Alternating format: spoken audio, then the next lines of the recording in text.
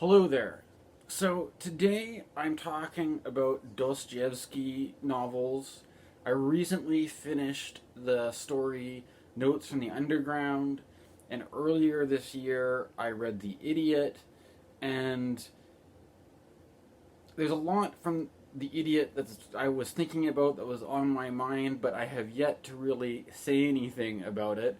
I mean, one of the obstacles I think, anyways, that I have is um, there's also, I mean, the reason why I'm kind of drawn to read this stuff, or part of why I find it interesting, I would say, is my own experience with the mental health system, my own experience with mental illness and stuff like that. But in my experience of the mental health system, what can I say? Like, one of the things that they tell you to do is to basically, like, hide the fact that you have a mental illness. Like, if you were going to apply for jobs or something like that, you're supposed to hide the fact. You're supposed to basically just cover it up and not tell anyone, and act as if you don't have it. And so there's this kind of thing about, like, stigma or whatever of mental illness, or I mean, it's not just even that, but it's like this, or I have created, over the years I've interacted with certain groups online or peer movements, and I have a lot of friends that I made online that are in those kinds of communities or that kind of scene. And I have to admit, though, that over the years I had one of the things holding me back from a conversation about The Idiot. I mean, it's kind of obviously with the title, the idea of, it's not really in fashion or really appropriate to call people idiots in this sense, like the village idiot or being a simpleton or something like that. And there's this whole kind of question about,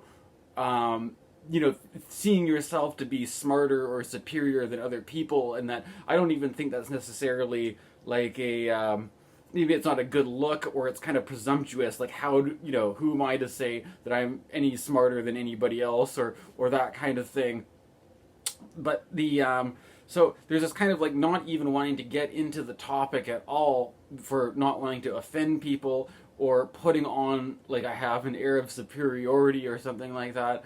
Um, but nonetheless, especially there, I went through this thing of having friends that I used to hang out with, and keep in mind that the idiot in Dostoevsky's story, The Idiot, is not really even a complete idiot. He's actually, in some respects, fairly intelligent, fairly sophisticated, but at the end of the day, he is actually still an idiot, which maybe I'll get into eventually.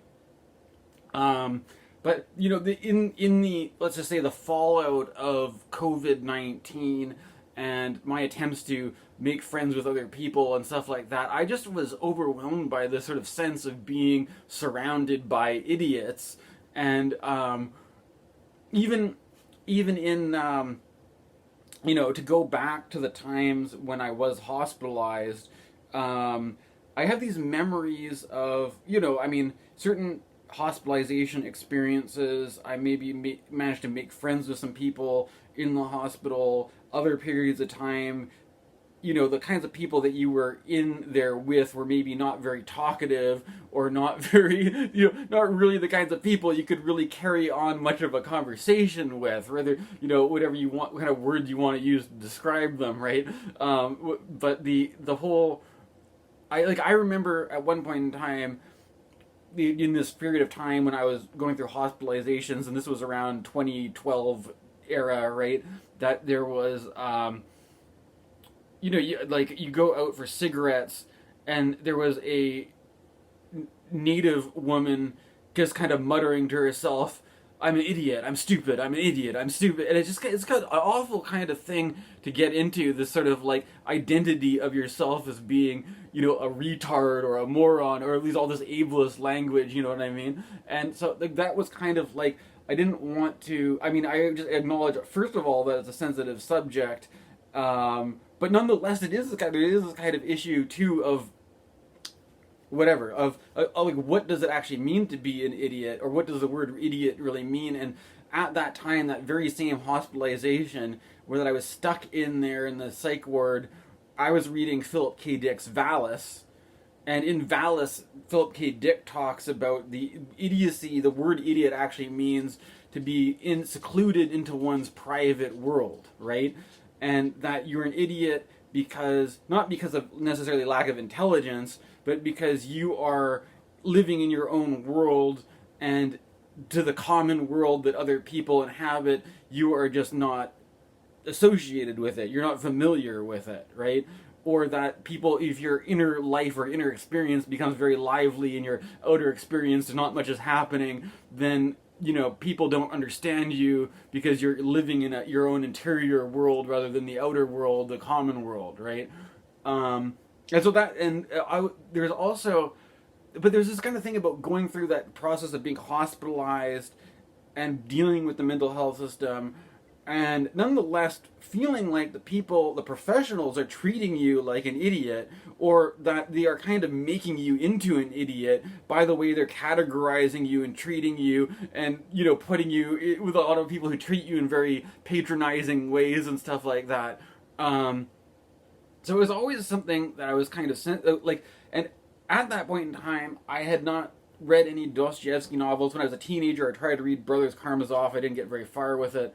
But there was this sort of like the sense, though, that I knew that Dostoevsky had wrote a book about the idiot, and that maybe I should read it eventually, or that there was this archetype or this idea of something of like the holy fool, similar to the fool card in tarot, right? That there was to say that the idiot is just an idiot is maybe not the whole side of the story, that there could be a kind of a holiness or a spiritual significance to being an idiot, right? But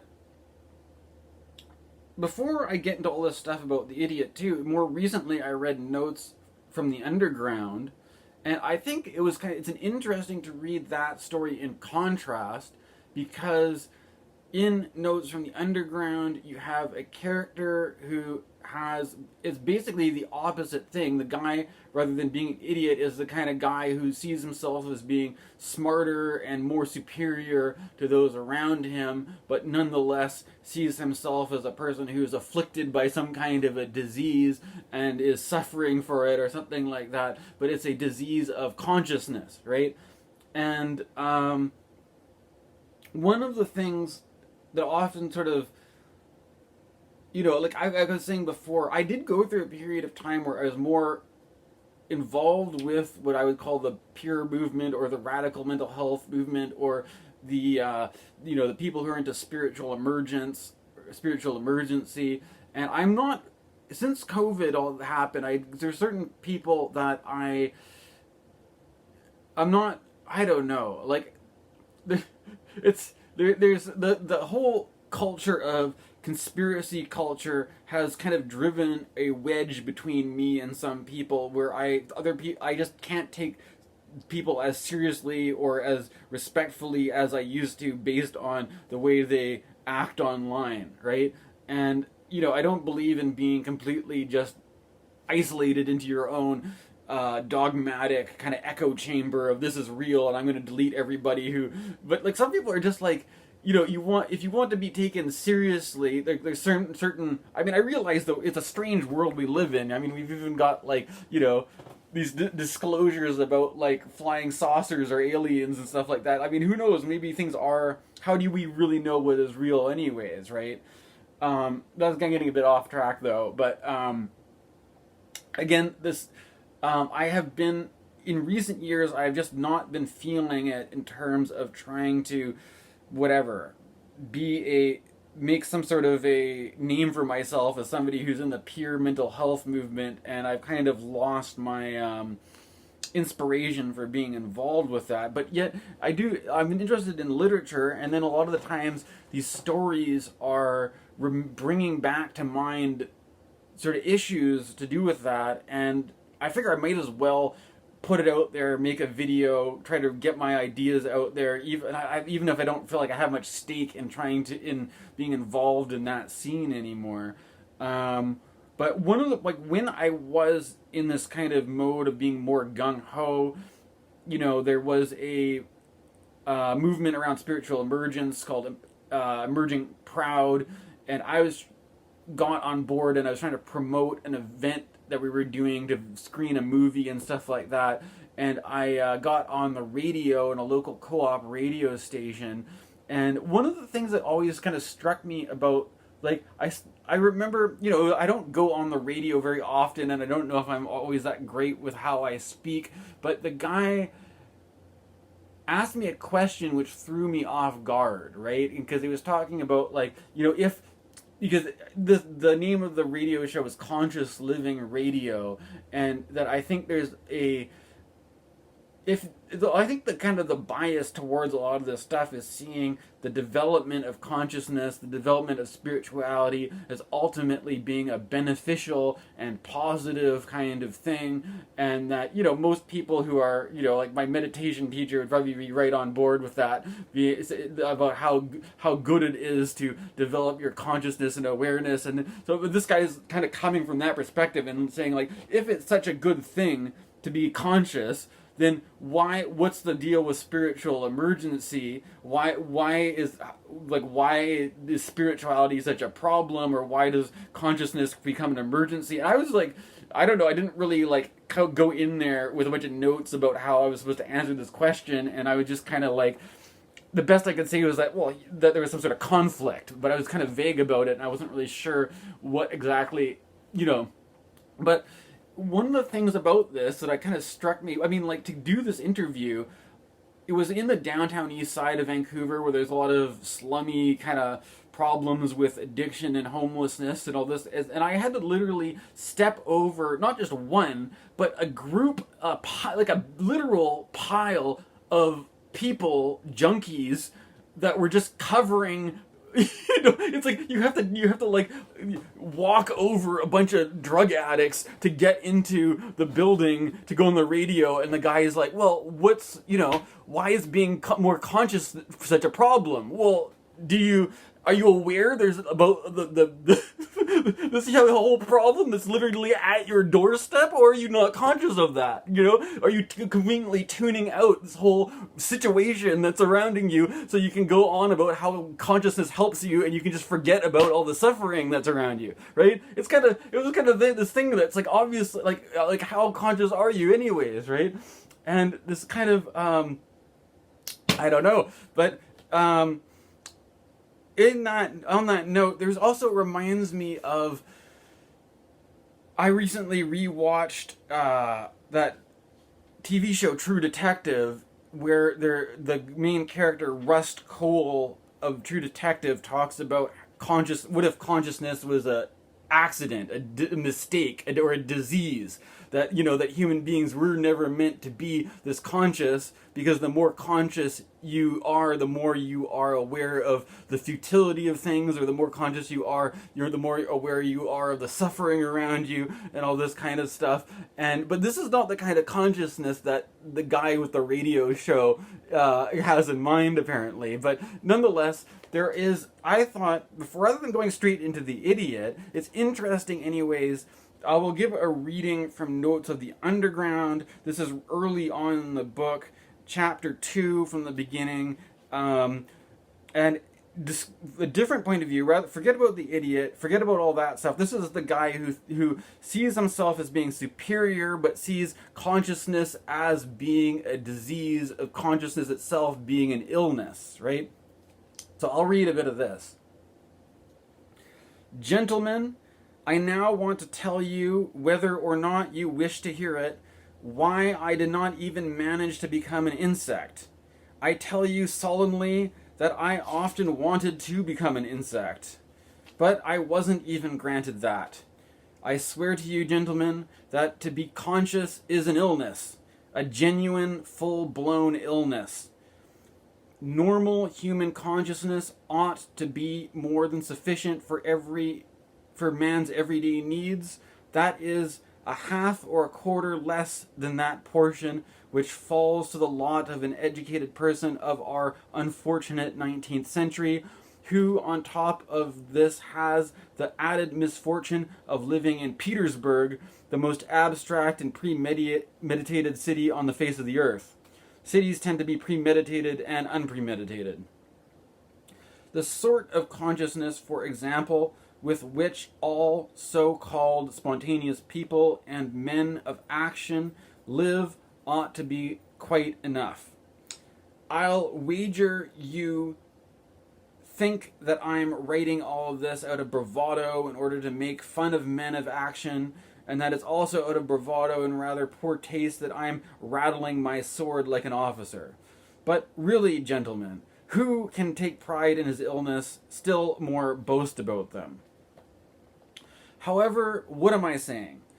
Everyone does it, they do take pride in their illnesses, and I perhaps more than most. We won't even argue about it. My line of argument is rather awkward. But nevertheless, I'm firmly convinced that not just too much consciousness, but even any consciousness at all is an illness. I insist on that. Let's put that aside for a moment. Now, tell me this. Why has it happened, as if deliberately, that at those very, precisely those very moments when I was most capable of comprehending the whole subtlety of all that is beautiful and sublime, as one used to say, I would not only fail to comprehend it, but I would do such unseemly things, the sort of things that, well, yes, in short, that perhaps everyone does, but which came to me as if deliberately, precisely when I was most aware that I was absolutely ought to not to be doing them. The more I became conscious of goodness and of this whole issue of the beautiful and sublime, the deeper I sank into my mire, and the more I became capable of completely submerging myself in it. But the most important feature of it all was that it seemed as if all this was not there in me by chance, but that it was bound to be so. It was as if it were my normal condition and not at all an illness or a depravity, so that I finally lost interest in battling with this depravity. I ended in my almost believing, and it's possible that in the end I did believe, that perhaps this was indeed my normal condition. But at first, in the beginning, what torments I had to suffer in this struggle. I didn't believe that it happened to others, and so all my life I kept it to myself as a secret. I was ashamed, and maybe I'm still ashamed now. It reached the point where I felt some sort of secret, abnormal, base pleasure when on some revolting Petersburg night I would return to my corner and feel powerfully aware that today I had yet again done something vile, and that what's done is done, and inside myself I would gnaw away at myself with my teeth on account of it, nag and consume myself to the point when bitterness finally turned into some kind of shameful, accursed sweetness, and then in the end into definite, serious pleasure. Yes, into pleasure, I insist on it. I raise the sublime because I want to find out for certain whether other people experience this kind of pleasure. Let me explain. In this instance, the pleasure stemmed directly from being too clearly aware of one's own humiliation, from the feeling that you've gone too far, that it's foul, and that it can't be otherwise, that you've no way out, that you'll never change yourself into another person, and that even if you still had enough time and the faith to change yourself into something else, you probably wouldn't want to change yourself, and that if you did want to, you would still do nothing, because in the end there's maybe nothing to change yourself into. But chiefly and finally because it all stems from normal fundamental laws of heightened consciousness and from the inertia that is a direct result of these laws, and consequently not only would you not change yourself, you would simply do nothing at all. For instance, as a consequence of heightened consciousness, it follows that one is justified in being a scoundrel, as if a scoundrel is somehow reassured by his own awareness of really being a scoundrel. But enough. I've been going on so, but what have I explained? How can this pleasure be explained? But I will explain, and I'll get to the bottom of it. That's why I took up my pen. I, for instance, am terribly touchy. I'm sensitive and quick to take offense, like a hunchback or a dwarf. But it's true, I've had moments when if somebody had slapped me, I might even have been pleased. I'm talking seriously, most probably even in this instance, I would have been able to derive some sort of pleasure, by which I mean the pleasure of despair. But it's precisely in despair that you find the most intense pleasure, especially if you are already powerfully conscious of the hopelessness of your predicament. And when you get a slap, well, then you're simply weighed down by the awareness of the filth you are being rubbed in. And the important thing is that whichever way you look at it, it's always the case that I'm the first to be blamed for everything, and is what is most hurtful of all, that I'm guilty without guilt. But according to the laws of nature, as they say, I'm guilty first on account of being cleverer than others around me. I've always considered myself cleverer than others around me, and, would you believe it, I've sometimes even felt ashamed of it. At any rate, my whole life, I've somehow looked sideways and never been able to look people straight in the eye. And I'm guilty, finally, for the reason that if I had any magnanimity, I would have found it a greater torment because of my consciousness of its utter futility. You see, I would probably have been unable to do anything through magnanimity, neither forgive, because the offender may have struck me in accordance with the laws of nature, and one cannot forgive the laws of nature, nor forget, because even if they are laws of nature, they are nevertheless offensive. And finally, because even if I had wished to be wholly unmagnanimous, and on the contrary had wished to take my revenge on the offender, I would not have been able to revenge myself on anyone for anything, because I would most probably have been unable to resolve to do anything, even if I could have. Why couldn't I resolve to do anything? Well, I want to say a few words about this in particular. And then that's chapter 2. They're short chapters. So I thought I would read that anyways to give an example of this. I mean, this is an earlier story. It's one of Dostoevsky's first stories. He wrote that before Crime and Punishment. He wrote that before The Idiot. And then in contrast, I mean, you've got this guy is a guy who has a superiority complex, who thinks he's smarter than everybody, who thinks everybody around him is idiots, and is kind of living an unhappy life, but is like, you know, he's got a sense, he can't integrate with society because he kind of judges everybody as being kind of lower than him. Whereas in The Idiot, you've got a character who, by his own admission, feels himself to be an idiot, and does not put on an air of being superior, but rather Dostoevsky created the character of the idiot because he wanted to portray a beautiful man, and that he wanted to basically talk about the Christ archetype, and he wanted to have the idiot represent the Christ archetype, right? And so part of the problem, I think, is that, like, reading The Idiot, there's this whole thing about,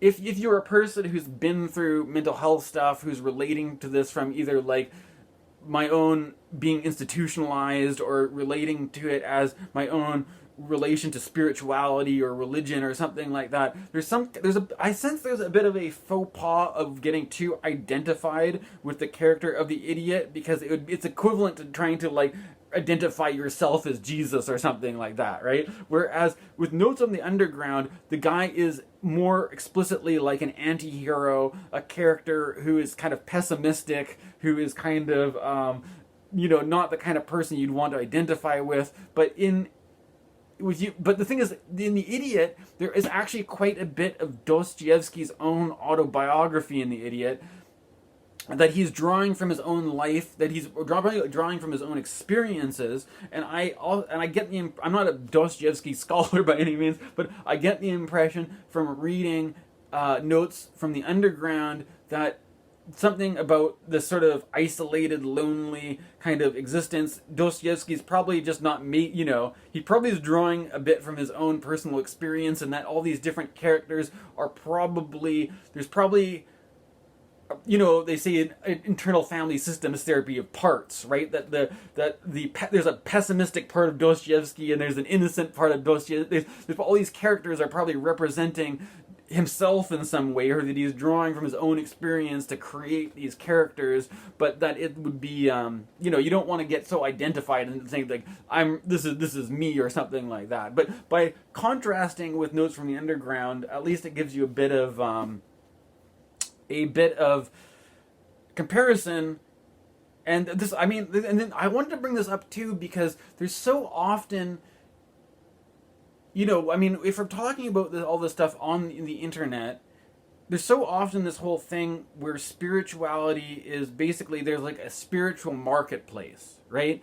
Where you're basically being sold spirituality as something like, mindfulness is going to help you relax or something, or you're going to zen out and find inner peace or something like that. And and so people always look at spirituality as something that is going to be positive for you, that's going to be good for you, and that you don't often hear of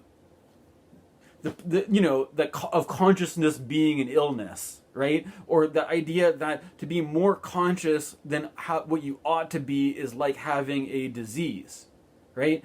And so I thought that it was at least worth it to share a bit from Notes of the Underground, and which is also kind of echoed in True Detective, that if you take away this whole thing about like we're all entrepreneurs and we're all trying to sell people to come to our weekend retreats and take my course and do all these kind of other things that'll be so good for you, and that spiritual emergency is simply just something going wrong in the process. But like, what if you took this pessimistic view and look that to become more aware is necessary? Like, you don't become more aware without becoming aware of suffering, or you don't become more aware without becoming aware of your own humiliation or your own shortcomings and all that kind of stuff. But you don't have that conversation because you can't sell anything on that. And we have this very marketized form of spirituality where we don't talk about in terms of anything that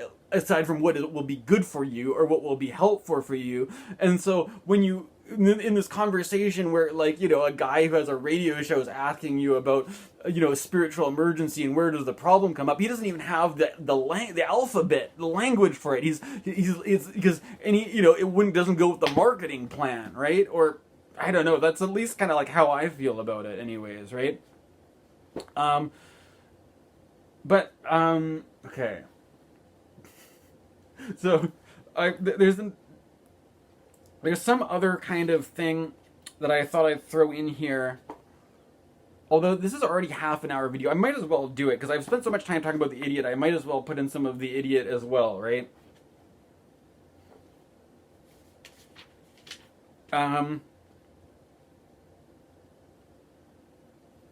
One of the things that I found interesting about the idiot too is that during this time, I've been off work. I haven't been working for quite a while, but when I was actually working, one of my coworkers had an epileptic condition, right?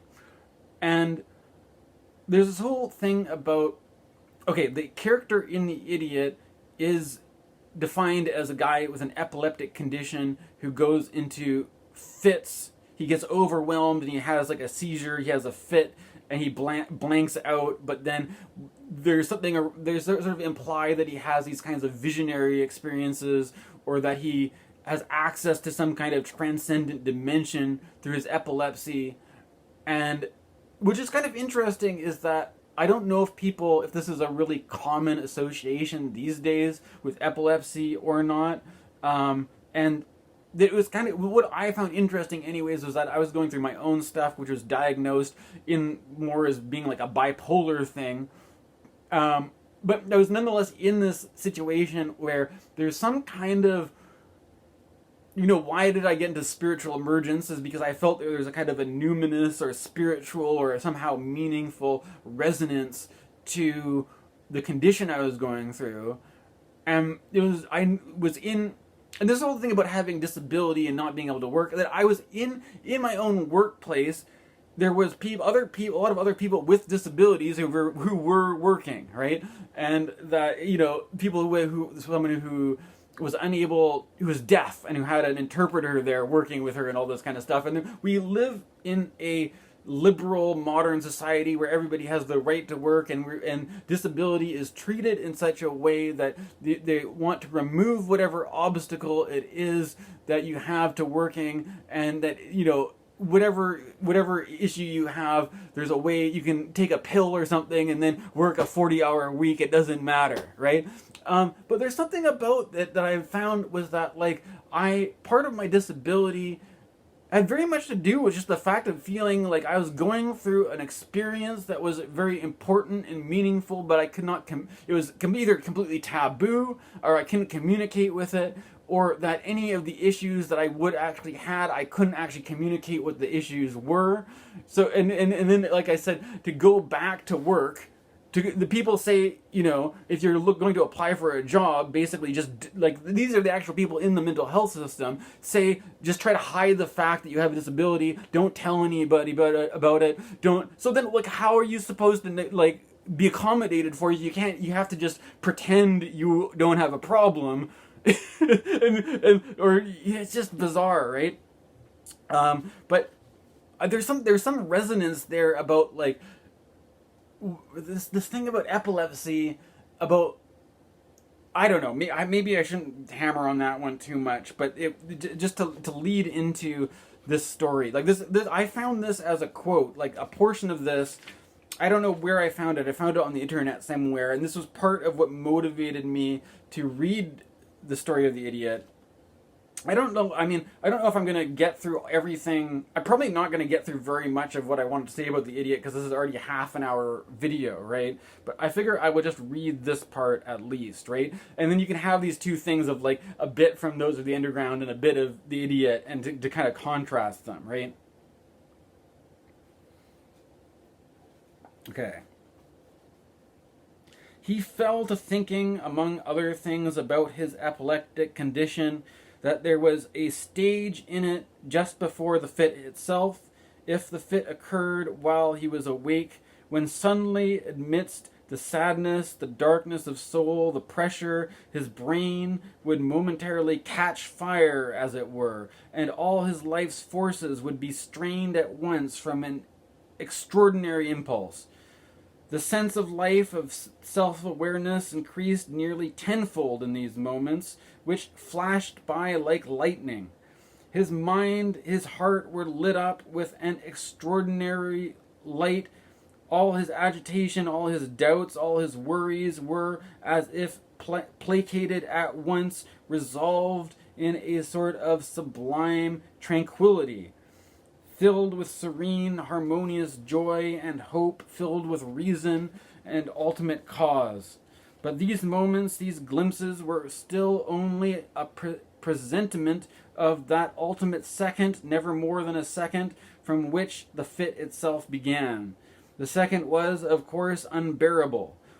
Reflecting on that moment afterwards in a healthy state, he had often said to himself that all those flashes and glimpses of a higher self-sense and self-awareness, and therefore of the highest being, were nothing but an illness, a violation of the normal state, and if so, then this was not the highest being at all, but on the contrary, should be counted as the very lowest.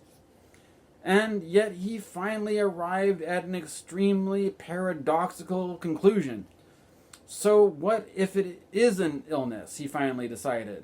Who cares that it's an abnormal strain? If the result itself, if the moment of the sensation, remembered and examined in a healthy state, turns out to be the highest degree of harmony, beauty, gives hitherto unheard of an unknown feeling of fullness, measure, reconciliation, and an ecstatic, prayerful merging with the highest synthesis of life.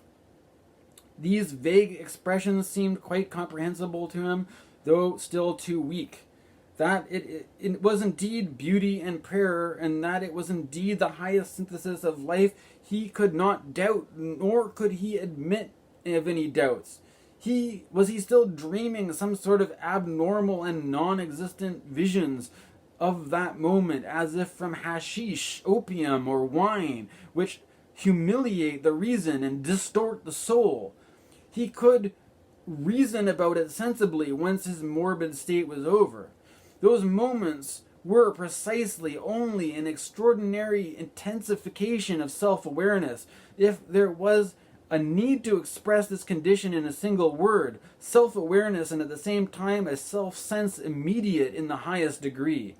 If in that second, that is, the very last conscious moment before the fit, he had happened to succeed in saying clearly and consciously to himself, yes, for this moment one could give one's whole life, then surely this moment in itself was worth a whole life. However, he did not insist on the dialectical part of his reasoning. Dullness, darkness of soul, idiocy stood before him as the clear consequence of these highest moments. Naturally, he was not about to argue in earnest. His reasoning, that is, his evaluation of this moment, undoubtedly contained an error, but all the same he was somewhat perplexed by the actuality of the sensation. What, in fact, was he to do with this actuality? Because it had happened, he had succeeded in saying to himself in that very second that this second, in its boundless happiness, which he fully experienced, might perhaps be worth his whole life. At that moment, as he had once said to Rogozin in Moscow when they got together, at that moment I was somehow able to understand the extraordinary phrase that time shall be no more. Probably, he added, smiling. It's the same second in which the jug of water overturned by the epileptic Muhammad did not have time to spill, while he had time to, during the same second, to survey all the dwellings of Allah. Yes, in Moscow, he and Rogozin had just gotten together and talked not only about that. Rogozin just said, I was like a brother to him then. He said it today for the first time, the prince thought to himself. So, I mean, there's a lot going on there. And this whole, because, I mean, this is the whole thing about, like, another reason why I don't get involved in the spiritual emergence community very much is that you tend to have this thing of people going around in circles where you have the kind of a binary thing of, like, is it an illness or is it not an illness, right? And this kind of thing is like, we have this attitude today where the only way we can figure out or decide this is by use of modern science, which we have to do psychological surveys, and we can't, apparently it's not good enough just to go back and read some Dostoevsky to answer the problem. You have to do it all scientifically, right? But, I mean, Dostoevsky has a pretty good formulation right there where he could say that, it could be an illness, but if it's an illness that brings on a peak experience, which is more profound than anything else in your life, that makes basically your whole life experience is justified by this one moment. Who cares if it's brought on by an illness or not? And yet, the same thing is that that doesn't exclude you being an idiot, that you could have a very profound spiritual experience, and you could be, as Dostoevsky is making you out to be, like, this guy is going to be the Christ figure in the novel, right? But that doesn't take away his validity of being of spiritual importance isn't taken away by the fact that he's also an idiot, right? And in some way, I mean, the whole thing about the idiot is that there's a kind of a satire, it's a kind of a joke, where that he's kind of lampooning popular society or the status quo of society at large, saying that who in this modern world, who would be a saint other than the idiot? Right? That of course the idiot is a saint. Who do you think would be the for the social elite, that these people are saints, or the whatever, right? And so there's this whole thing about, like, going round and round in circles, having to prove the same point again, or that it becomes there's this whole thing to be, it's not a sickness to be maladapted to a sick society, but like, I just feel like these ideas get played so much that they just become a cliche or a quote that gets thrown out, and that people, it's like, it doesn't even matter that people have to keep asking the same question again and getting the same answer again, and it's not even, and we've been reduced to being able to, we don't even think about these things, whereas, you go back, to Dostoevsky, and he's got a better answer than anyone does today, right? But I don't know. There was still more I had on mind to talk about with the idiot. I mean, this is only really scratching the surface. But it's a 40-minute video. Maybe I'll leave it there. Maybe I can make a part 2, because there are some other ideas I had, and I don't want to talk too long. So maybe I'll just leave it like this for now. Okay.